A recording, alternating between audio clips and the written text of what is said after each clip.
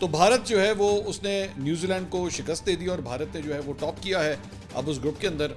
तो extraordinary performance जो है वो न्यूजीलैंड की जानिब से देखी गई और 4 स्पिनर्स जो हैं वो बॉलिंग कर रहे थे इंडिया की जानिब से कि इंडिया की स्ट्रैटेजी के ऊपर जो है वो शुरू से बड़ी डिबेट हो रही है कि जनाब इंडिया जो है उसने अपनी पूरी टीम की जो फॉर्मेशन बनाई हुई थी वो बनाई ही स्पेसिफिकली दुबई के हवाले से थी कि जनाब वो 4 स्पिनर्स जो हैं वो खेल रहे हैं, बाकी टीमें जो हैं वो मूवमेंट पे मूवमेंट कर रही हैं, मतलब वो इंटर कंट्री चल रही हैं। इंडिया का आपने टेस्ट क्या किया? इंडिया तो दूसरे मुल्क की का इवेंट खेलते हुए भी जो है अपना होम एडवांटेज इंजॉय कर रहा है।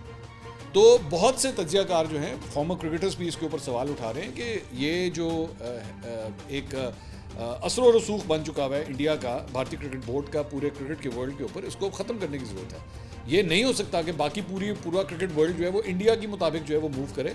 इनके नखरे ख़त्म करने होंगे, इनके नखरे मजीद इस तरह बर्दाश्त नहीं किए जा सकते। जब रिजल्ट मैं देख रहा था, रिजल्ट तो ये लिखा हुआ था कि जनाब इंडिया ने जो है वो न्यूजीलैंड को हरा दिया, लेकिन एक्चुअली मुझे तो लगता है इंडिया ने ICC को हराया। एक इंडिया ने पूरे ICC को शिकस्त दे दी है और सेमीफाइनल में अपनी जगह बना ली है।